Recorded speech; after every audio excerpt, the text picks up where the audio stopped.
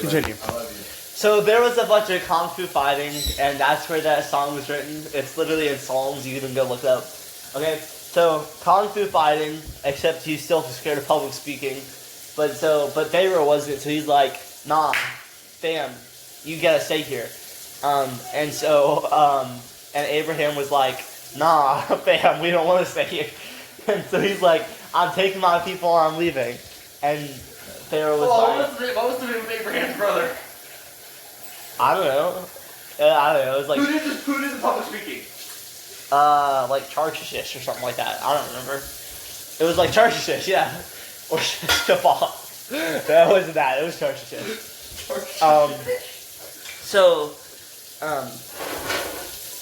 And so he's like, nah, and Pharaoh's like, no, you can't go. And so they, that night the Lord, he's smitten all the children except for the ones with the lamb of the blood on the doorway, right? Yeah. So the Israelites were semi-safe, low-key. But, he's smitten all the guys, all the kids of Egypt. So they cooked.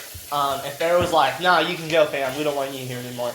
And Abraham was like, let's go. And, he didn't have to do any kung fu at that point in the story. So he's low-key old at this point also, so, you can't be doing that at that age. You gotta respect your elders. 300 years according to you. Well, you can't. He got them into the English and got them out. Anyways, okay, so he said, he talked to his people, his fam, because I'm pretty sure they're related, and he's like, we gotta get out of here. And they're like, okay, let's go. And so they went, and then there was this sea, the Euphrates, right? And that divided upper and lower Egypt. And so they were like, we can't get across this water. And, through the power of the Lord working through Abraham, he was like, #cooked. And he parted the Red Sea. Which it was really, I don't know why it's named that. It wasn't red. It was blue. But wasn't it also the Euphrates? Well, yeah, but the Red Sea is just a synonym. Okay. Learning geography, buddy. You might. Anyways, so they went out, and then, Pharaoh was like, nah, we want you back, fam, and cooked. They cooked. And then, what happens after that? Act 4 appears. It's the Ten Commandments. It's the Ten Commandments. There you go. So at this point, Abraham was really decrepit. I'm pretty sure he had cataracts and stuff. He may have been schizophrenic at this point too. We don't know. But what we do know is that he's like, I gotta go talk to somebody, the big man upstairs. And Israel was like, that's chill. Let's go. We're just gonna chill down here, I guess. And so he went up on this mountain. He talked to the big man upstairs from the Lego movie, and he got some Lego bricks. Now he got some stones, tablets, and they wrote the Ten Commandments. Right? Were the Ten Commandments written in Lego bricks? No, I don't think so. I mean, how could I know it's not there? And so then a leprechaun came while he was up there down to the people, and he said, fam, I got you some gold. What we want to do with this? And they went, chat, let's make a cow, because we like cows, because we're Kentuckians. And so Abraham was pretty mad, obviously, because the cow is a stupid animal, and he made them drink it. Pretty sure that's biblical. So, at this point, all the Israelites have real intestinal issues from the gold. And so they're really unhappy. Act 5. So that's 80 years later. And or maybe it's 82, I don't know. Abraham was up there for a while. And so 40 days. they go into Canaan. Skipping the 40 years. Yeah, 82, I don't know. He was up there a long time. It was 4 years. He was up there like 40 years on Mount Abraham. So they went up to Canaan, and they sent like 5 spies in because they were scaredy cats, I guess. And they said, we're gonna take this and the Lord promised them it at their home. So they went. So they sent like 5 spies in. Ooh. And they said, and then all the spies were like, chat, the people here are really big, you know. They're really big, and they're kind of ugly too. So we don't want a room or dorm with them. So let's not. But no, 2 of the guys were like, we got this. Let's go excommunicate them. And so, I'm pretty sure they went and just excommunicated them. There was like this big wall scene where they like knocked down a wall. What was the name of the city? I have no clue. I'm gonna be so for real. John Femer. No, that doesn't even make any sense. I think it's called Jericho. Jericho. They cooked Jericho. And then they just made it their home. Skip forward like 82 years. No, that was earlier. Skip forward like 13 decades. And I think it was like that long. And then you got like David. And David be like really scrawny. And it was kind of embarrassing to his dad. That's pretty much all of Samuel, I think. So we skip there, and he was like, his uncle was trying to kill him because, I don't know, I guess scrawny was a good thing to be back then. Yeah. So Samuel goes by, and then you've got all the judges who are all pretty, decent people, I guess. They killed a lot of people with the Philistines. Then we go to what happens next in the Bible? The prophets. Prophets.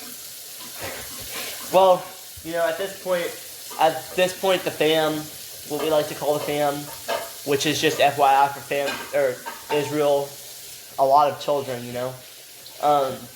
They were really big. That's why Pharaoh didn't like them. So we're back in Egypt? No, that's just like why Pharaoh didn't like them, because they were big. There were a lot of them, a lot of children, at least 5. And so the prophets. That's right. So the Lord sent a bunch of old men, and He was like, corral them. You gotta work on this. They be taking some liberties. And so then they went, basically the prophets be like, fam, get your game together, stop like beating your children. That's not good. I mean, it's hard to get over the golden calf, but we have to move forward progress. And the people were like, okay, let's chill. And then so we got prophets. What happened then? Psalms. Oh, Psalms coming back to the prophets? Psalms. We got Kung Fu fighting. That's where the song was written. Pretty sure. That's from Egypt. David wrote. What else did David write? I think he wrote the Song that Never Ends. Seems like the Bible. Just kidding. And so then we've got Psalms, Proverbs. Oh, what a book. Such a book. It was written by a guy who, pretty sure he had some, facial issues. It was bad. I mean, his face was always red all the time. It was bad. So, don't judge a book by its cover, judge it by its author. And, he had facial issues, so take that as you will. Ecclesiastes. Then we go to 1 John, which says, "In the beginning was the Word." And so John. we start with 1 John. Just John. John the Bebop. John the Baptist. Okay? And so John was a I don't know. I actually don't know who John was, but he was chill. He was a chill guy. And he was like,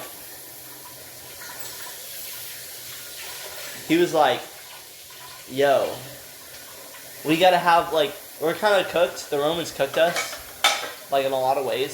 So we're kind of cooked right now. So let's send down, or John didn't say this, but the Lord did. But he was prophesying. And so he was like, we need somebody. I know. I've got it.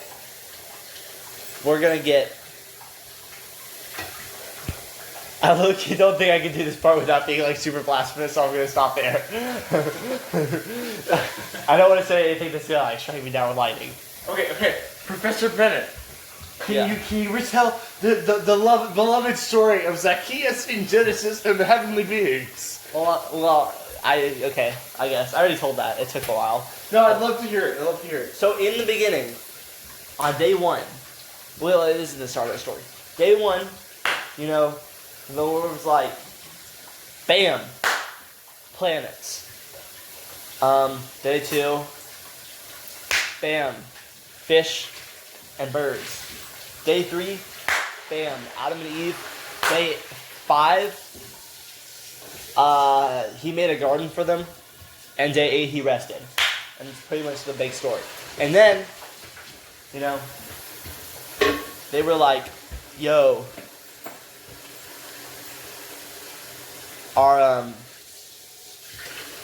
we don't want to be in this garden anymore. You know, we think we're better than you. And the Lord was like, hey, you're not better than me. Get out. And they were like, no, we're sorry. And he's like, too late. And so he put a fiery stick at the beginning of the garden to keep them out. I don't know why it works, but it did. Okay, and then they had a lot of children, which was sad. You know, and then we got... so then, you know, Acts 2, that's pretty much a lot of children. At this point, there were a lot of people, children on the earth, mostly. And so we got Zacchaeus. And, you know, he had a big family, a lot of kids, he had a wife, a lot of cattle, a big house. All of his children had houses.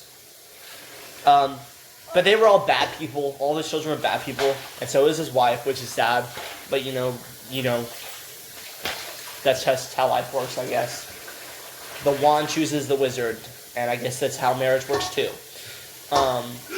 So, you know, he ended up with a bad wife, but that's chill. And so he was a good man, so it's all okay. And then, you know, there was kind of a hissy fit in heaven. And they, basically the moral of the story, or what happened, was all of his children smushed. All of his cattle smushed. His wife was okay, which is kind of crazy. The wand chooses the wizard.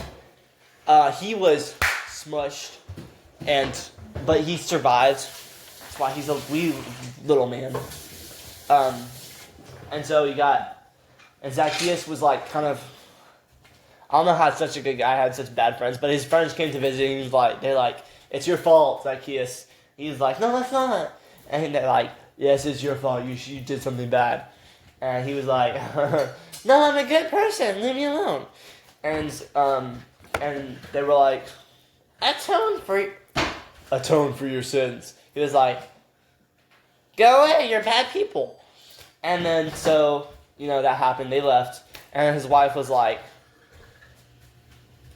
you're a bad person. He was like, no, I'm not. It's not my fault, Chad. And she was like, I'm leaving you because you're, you know, cooked. And so she left, which is chill, I guess. And then he was like, Lord, what did I do? And the Lord was like, he was like, why? I did not deserve this. And he's like, the Lord was like, my ways are above your ways. Cooked. You can't come back from that one. Hate to say it.